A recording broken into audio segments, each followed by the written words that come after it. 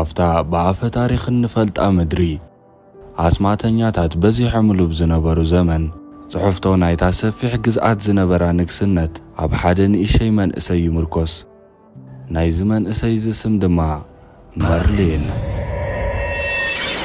سلام جوسي تحاوكم يمساكم زلخو نلوم دما مرلين شاوعي كفال حيزلكم ماتيلخو عبز حالفا كفال كاب زنبرا نيش تيسكا هزكركم مورغانا حميمة حد ماجيك زلو سب دما نقول عينة حمام كفوس خيليلو نعا خفوس أخلون بز مخنيات دما غايس تكأس لزرخبة تروتا وطايدهم كسوغو خلو دحرجن ننقص أتر كقتلو مسكربة غايس مزيد حنوه نتي ماجيك كي تتكامل زاد أنقو مرلين كي ترفف كيدلو مرلين دما بماجيك جيرو ننقص كد حنو خلو رينا إنا ودينا نيرنا عبزاش هاو عي كفال دما مسكتسلنا حانتي أزيات صبغ تقال نلقول أرتر أما يأتيخد قتلو غلا مورغانا بحل مريعة أزيخد سنبت كلا نرئي عبتا مساسا لساعات أرتر مسمرلين كوينو ناب هادن وزيو هاندبتكن عفتج أكا آوات سلسمعو انداقوي يقدمو شفاتو نحانتو قال مصبو أختي رومايز أنحو أرتر نعوم نخدحن مسؤوم كالس كله مرلين دما بدحريت كوينو ولا حدا سب كيستو عرلو بعينتو كافت قراب قندن داورده نتم تسألاتهم بات قندن دا تغطى نأرتر يحقزو شعوب خمز مالكع أرتر نعوم هادحينوهم نابقوم قد قريبو نتاقوالن نبقان اللاليوم أتاقوالون أزي بزسحبات أمامتها عين أرتر ندات أمتت صوفيا بحال تبلو عبزيكي زيزي نردو نقرقن اتا مورغانا بحل مريعتا زسنبدت قوال إذا حج صوفيا إلا تلاليو زلا قوال مخانايو أرتر دما إدا سعيمو تلاليوا نابو إحيزوا يخيدمو نقص دما نابيخم تخدو زلخم كابيخم كماتيخم إلو حاتم عبو آنا تاقوال دما أولفيكي بحال زنبرنا العدي بشفاتو توريرو نفسنا نخانات حندما آنن صوفيا قوالين عدنا قديفنا ناب كارنيولوس تبهلت كتما أبو بيتا سبسل زلونا حدش هيوات كنجمرنا وينا نقيد زلنا بلو وتر دما نوحدات جيزي أبز عرفكم حلفو يخميلو فقادو يهبم صوفيا حجون انتخونا ناب أرتر قزعتا قلبيتا بزس حبات أمامتا عينو تتمتو أرتر دما قص بقص زاقوال دست بلو سلزلا نمرلين طعي كفلها بايخا بزح كيرحكا دما كابت تقاقفلي عفتقا باب قبر رأيخا بلو مرلين دما خمت استبهلو كاب أرتر زير حاقة صبق كفل رئيو يهبا عند أتوت كولاغن مورغانا تري أمو نمرلين إزاقوال زي أماني علا تحتو كأتلاون تقالات إفانا بغا يستخيدمو أب حلمي نأرتر أما يطلقا تقوتلو زنبرت قوال أب زمتعا بأكار رئيات بلو غايسجن حلمي إيو هاتفتفي خيل كتخوني بزو حيت قدس الليلو أتقول جيزي زهبا نايدك أسمد حانيت هيبو ننقص أترقن كوميل كتزي نقر كيو حايشيلو عرقاقي يسدع نسا مسكدتجن غايس نتنقر بقليل سلازي رأيو داقي مخحاسبو اللي خلو نريو نمشاتو جن بزي تتقبنا يا مقدي أولفريك ناتم عنتو بيزو خطرو وشفاتو نتز سرحو ودراما جنزب نخخفلو مخيدمو اتحادة شفتا جن بزن عخاخن بلزفت أرنيو دراما عارختي مويتو من يوم سلاز جنزب كتو سخي قابلون أولفريك دمها بتحتنا تزاريبا كخاب زي سمع خاب مبال بتاب إيدو زنبرت بتريجيرو يقتلو عندنا جن مورغانا فتا ليتي نأرتر حجو نتاقوا لما يأتي قد قتلو خلا حليمة سنبيدا تتس أرتر دما بوغنو نصوفيا عند فتواي متس سلوزلو وعلاكوا عبزا معالت زيعة مسبو قطران تنبرو نمرلينجن حاسيغا نبوي نابكال اتلقو خيديو بولا إخامو عناقن نصوفيا إذا ختما بزوح سلزيت فلطو عزاوير اللالي ياخمت إبلو مرلين بز تسامامعو أرتر نصوفيا حيزوا كافتا ختما وطي خيد مورغانا دما نزن دار آيت نجيون حلما نجيراتا نأرتر كتبلي ننقص أتر كيد كنغاريو تبلامو قوينغن نقص أتركو ماجيك يتسأليو أنا دما بحلميكم رأيتي ديو نايمت أي بماجيك ترئي عندابلا بخالق يحسبو تبلا مرلين دما نام نقص أتر كيدو تقاقي نا أرتر كالا حاوريتاس لزنغركو ناب كالق بوتا يخيدي لي نغرمو أتر دما عزي حريقو كام تقدم حجي مرلين زغط عزنبرا بفرتات جيروم قلعو تأكيبو مجفجفو أرتر دما مسوفيا افتبرخا خلو ሃንደበት ጠጠው ትብል እሞ ሶፊያ ዓይኑ እንዳረኣየት ናብ ካልእ ነገር ክትቅይሮ ተዳልያ ኮላ ሃንደበት ግን እቶም ንዕኦም ክደልዩ ዝመፁ ናይ ንጉስ ወተሃደራት ካልኦት መሲሎሞም ብማንቲክ ክራማ ይስሕትዎም እሞ ኣርተር ግን ጥዕይሩ ከይፈዘዘ ስለ ዝጸንሐ ተቐላጢፉ ናቱ ህይወትን ናይታ ጓልን የድሕን። ቀፂሉ እውን ናብቶም ወተሃደራቱ ይኸይድ እሞ እንታይ ደሊኹም ዳኣ በረኻ መፂኹም እብሎም። ንሳቶም ድማ እቶም ናይ ትማሊ ሸፋቱ ኢና ንደልዮም ዘለና ብምባል መልሲ ይህብዎ እሞ ኣረጋጊእዎም ናብ ሶፊያ ተመሊሱ ንካሚሎት ተተመለስና ይሓይሽ ኢልዋ።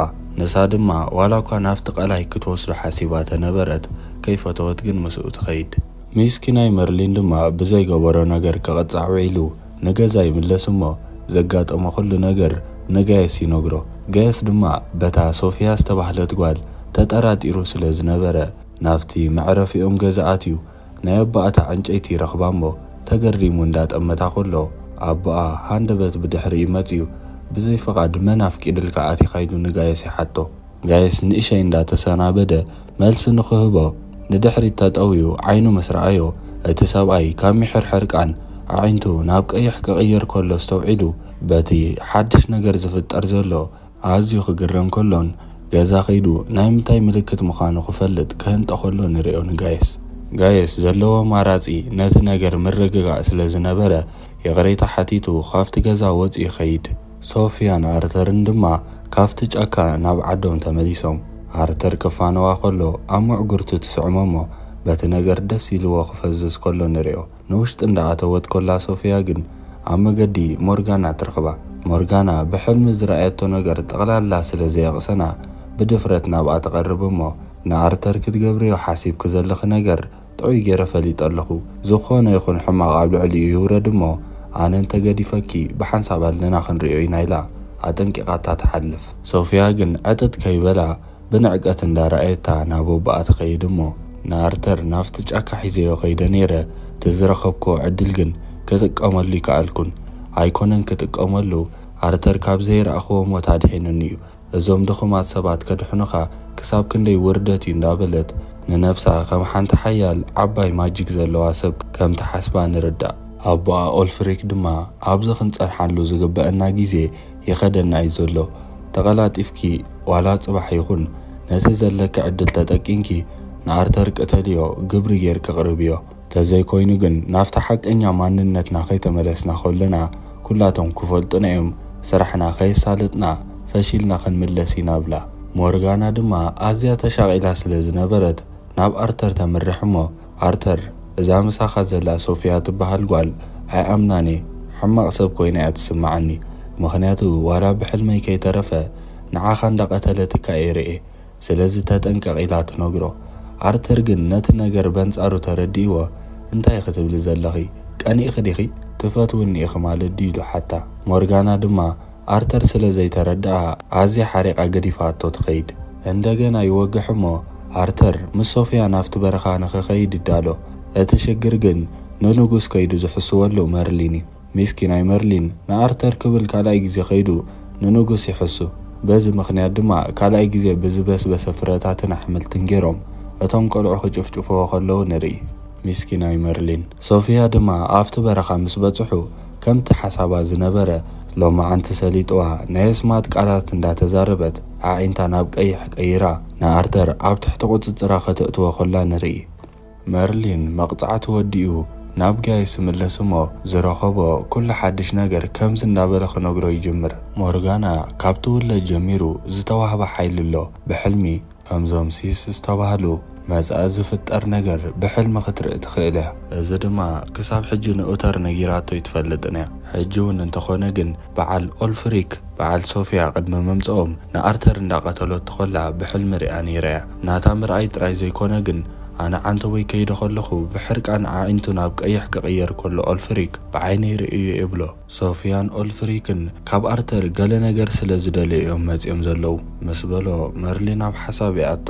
ሶፊያ ድማ ንኣርተር ሒዛቶ ትምለስ እሞ ካብ ሎሚ ንድሓር ኣነን ንስኻን ተፋቒርና ኢና ወላ ሓደ ዝፈልየልና ኸ የለን ኢላ ትዛረብ እሞ ኣርተር እውን ብማጂክ ደንዚዙ ንሳ ዝበለቶ ተሰማሚዕሉ ከምቲ ዝበለቶ ይደግም። ሽዑ ቐልጢፋ ናብ ኦልፍሪክ ኣቦኣ ትኸይድ እሞ ጽባሕ ክንውድእ ንኽእል ኢና ንኣርተር ኩሉ ነገር ኣዳለየ ኣለኹ ትብሎ። ኣቦኣ ድማ ምሸት ምድሪ ካብታ ከተማ ወፂኡ ናብቲ ቃላያት ገጹ ይኸይድ። መርሊን ነዚ ቀስ ብቐስ ይከታተሎ ስለ ዘሎ ደድሕሪኡ ክሳብቲ ቃላይ ከይዱ ተሓቢኡ ክዕዘቦ ይጅምር። ኦልፍሪክ ናብቲ ቃላይ ምስ በጽሐ ነቶም ልዕሊኡ ስልጣን ዘለዎም ናይ ማጂክ ቃላት እንዳተዛረበን በትሩ ጌሩን ይጽውዖም። ቀፂሉ እውን ነቶም ሓለፍቲ የሲድ ዝተባሃሉ ክዛረብ ከም ዝደሊ ይዛረቡ እሞ እቶም የሲድ ተባሂሎም ዘለዉ ካብቲ ቃላይ ወፂኦም ጽምብላሊዕ ይመስሉ ተኣኪቦም ክሰምዕዎ ይጅምሩ።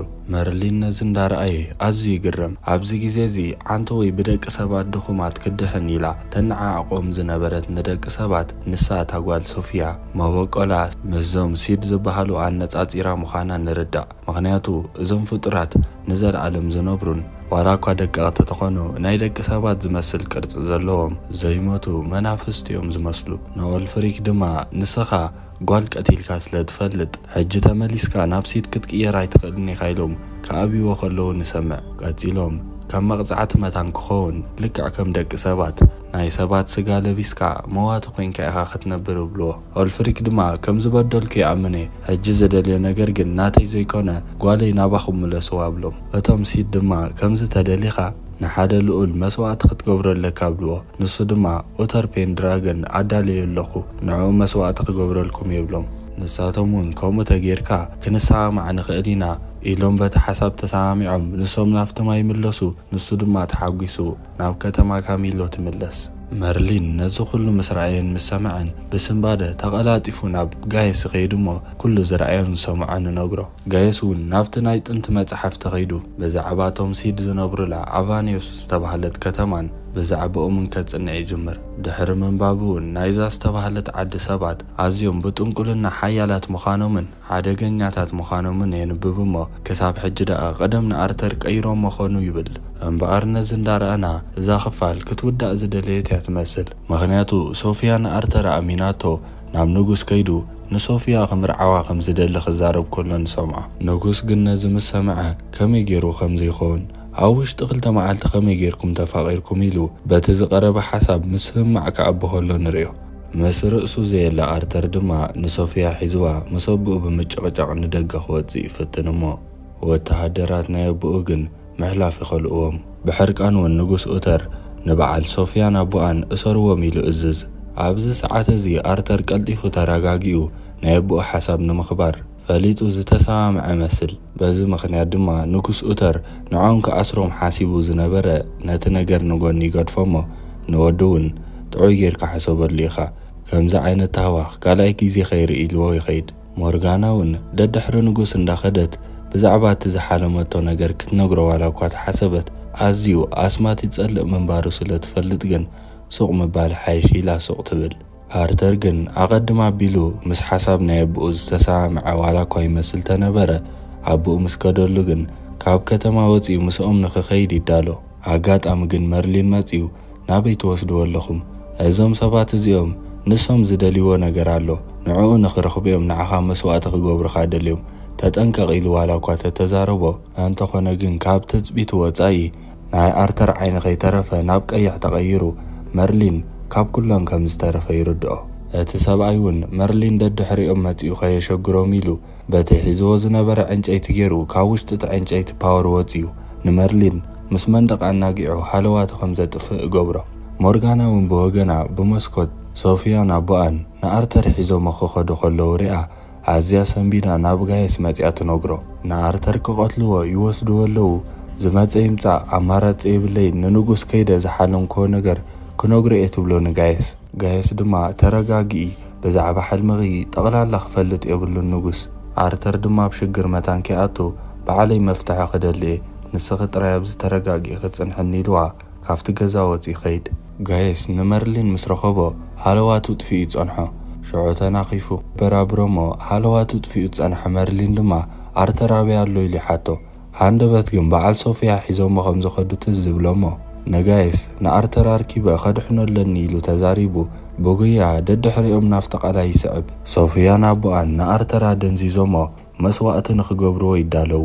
እንተኾነ ግን ኣቦኣ ንስኺ በይንኺ ኢኺ ክትከዲ ናተይ ጽሑፍቶ ኣብዚ ንኽተርፍ እዩ፣ ንስኺ ግን ቀልጢፍካ ሕጂ ካልእ ነገር ከይተፈጥሮ ከሎ ዝበልኩ ክግበር ይብላ። ጓሉ ግን ገዲፋቶ ንኽትከይድ ነቦኣ ንእሽተይ ስለ ዝኸበዳ ኣብኡ ግዜ ይወስዱ። ከይተረድኦም ግዜ ይበልዑ ስለ ዝነበሩ መርሊን ናብቲ ቦታ በፂሑ ንኣርተር ንኸድሕኖ ትዕድል እንዳሰፍሐ ይኸይድ። ኣብ መወዳእትኡ ግን እንዳነበዐት ነቦኣ ሓቒፋ ተፋንያቶ ንኣርተር ናብቲ ቃላይ ሒዛቶ ትኸይድ። ሽዑ ናይ ማጂክ ቃላት እንዳተዛረበት ናብቲ ቃላይ ተጥልቆ ትጅምር። ኣርተር መስዋእቲ ኮይኑ ንኽቐርብ ውሕዳት ደቃይቕ ተሪፍዎ ዘሎ እንተኾነ ግን እቲ ደድሕሪኦም ክጎይ ዝወዓለ መርሊን ናብቲ ቦታ ይበፅሕ እሞ ብማጂክ ገይሩ ነታ ሶፊያ ሒዛታ ዝነበረት በትሪ መርሊን ናብ ኢዱ ከም ትመጽእ ይገብራ። ሽዑ ተቐላጢፉ ኣብ ልዕሊ ኣርተር ዝኾነ ከቢድ ጉዳይ ከይተፈጥሮ ከሎ እታ በትሪ ተጠቂሙ ንሶፊያ ከምኡ ድማ ነቦኣ በቲ ካብታ በትሪ ዝወፅእ ፓወር ገይሩ በቲኑ ይቐትሎም። ኣብዚ ሰዓት እዚ ግን ኣርተር ናብ ውሽጢ ናብቲ ማይ ጠሊቑ ስለ ዝነበረ መርሊን ብጉያ ናብቲ ቃላይ ይኣትሞ ንኣርተር ሓንቢሱ ኣብቲ ታሕተዋይ ክፋል ናይቲ ቃላይ ረኺብዎ እንዳጎተተ ናብ መሬት የውፅኦ። ሽዑ ንጽባሒቱ ንግሆ ኣርተር ካብቲ ሃለዋ ትጥፊኢሉ ዝነበረ ኣብ ዓራቱ ይበራብር እሞ ነቶም ኣብ ጥቕኡ ጸንሕዎ መርሊንን ጋየስን እንታይ ተፈጢሩ ከምዚ ኢላ ሃለዋታይ ኣጥፊአ ጸኒሕ ይብሎም። ኣብ መንጎ ግን ንሓንቲ ሶፊያ ትበሃል ጓል ፈትዩ ናብ ንጉስ ኡተር ከይዱ ክምርዓወ ኢሉ ክዛረቦ ከሎ ትዝ ዝብሎሞ እንታይ ተፈጢሩ ኢሉ ሓቶም። መርሊን ድማ ምስታ ሶፊያ ትበሃል ከቢድ ፍቕሪ ሒዝካ ኣቦኻ በቲ ፍቕርኹም ስለ ዘይተሰማዐ ካብዚ ከተማ ወፂኻ ምስኦም ክትከይድ ጀሚርካ ኣነ ግን ቀልጢፈ መፄ ንስኻ ቅድመ መጥፋእኻ ብዕንጨይቲ ሓሪመ ርእስኻ ከም ትስሕት የረካ ሳላ ዝሃረምኩኻ ኸዓ ንህለ ሕጂ ተሪፍካ ብሎ። ኣርተር ድማ እንዳሓፈረ ብዛዕባ እዚ ጉዳይ እዚ ካባና ወፃኢ ወላ ሓደ ሰብ ከይሰምዕ ኢሉ ይምሕፀኖም። እቲ ሽግር ዘይጋደፎ መርሊን ግን ሕጂ እውን ንመበል ሳልሳይ ሽግር ክገጥሞ እዩ። ምክንያቱ ኣርተር ስለ ዝደንጎየ ነብኡ ኸይዱ ምስታ ሶፊያ ስለ ዝተባኣስኩ ሕርቃን ነይርኒ ንእሽተይ እንተዝሓልኩ ኢለ ከዓ ኣርፊደ መፄ ብሎ። እቲ ሽግር ግን ኣርተር ክዛረብ ከሎ ግን ንመርሊን ናባኻ ልኢኸዮ ነይረ ረሲዕዎ እዩ ዘይነገረካ ብሎ ንንጉስ። ሚስኪናይ መርሊን ድማ ሕጂ እውን ብዘይገበሮ ነገር ናብታ ኩሉ ግዜ ዘቕፅዓላ ቦታ ወሲዶም ብዝበስበሰ ፍረታትን ኣሕምልትን ገይሮም ይጭፍጭፍዎ። ሙሉእ ሰሙን ናብ መጭፍጫፍ ኣሕሊፍዎ እኮ። ሽዑ ንምሸቱ ሞርጋና መፅያ ንኣርተር መርሊን ርእሱ ሃሪሙ ኣስሒቱ እዩ ትሪፍዎ ሓቀ ኢላ ተሓቶም። ጋየስ ድማ ሓስዩ እወ ከምኡ ገይሩ እዩ ትሪፍዎ ብላ። ሽዑ ጋየስ መድሃኒታ ሂቡ ይሰዳ እሞ መርሊን ሞርጋና ልክዕ ኸማይ ናይ እስማት ሓይሊ ኣለዋ ክትፈልጥ ይግባእ ይብሎ ንጋየስ። ጋየስ ግን ንነብሳ ክትብል እንተዘይፈለጠት ሕሻብ እጃኻ ምክንያቱ ኡተር እዚ ተፈሊጡ ጽቡቕ ነገር ኣይክፍጠርን ይብሎ። ሞርጋና ግን እንደገና ካልኣይ ግዜ ሕጂ ብዓራታ ኮላ ካልእ ዘሰንብድ ሕልሚ ሪኣ ሰንቢዳ ክትባራበር ኮላ ርኢናያ። መርሊን ሻውዓይ ክፋል ኣብዚ ትውድእ። ናይ ሎማዓንቲ ክፋል ነዚ ትመስል ነይራ። ዝፈተኹማ ላይክ ግበሩ ኢኹም ኣይትረስዑ። ከምኡ ድማ ናብዚ ጀምዓ ሓደሽቲ ዝኾንኩም ኣባላት ተሃሊኹም ሳብስክራይብ ብምግባር ጀምዓ መርሊን ኩኑ። መርሊን እንዳመቀረት እያ ትኸይድ። ኣብ ዝቕፅል ሻምናይ ክፋል ሒዘልኩም ክሳብ ዝመፅእ ዘለኩም ሓሳባት ኣብ ኮመንት እንዳፅሓፍኩም ብዙሓት ተኸታተልቲ መታን ክህልዎ ዋዛ ፊልም እውን ናብ ኣዕሩኽትኩም ናብ መሓዙትክን ሸር እንዳገበርክን ጽባሕ ሻምናይ ክፋል ሒዘልኩም ክሳብ ዝመፅእ ተጸበዩኒ ሰሰናዩ።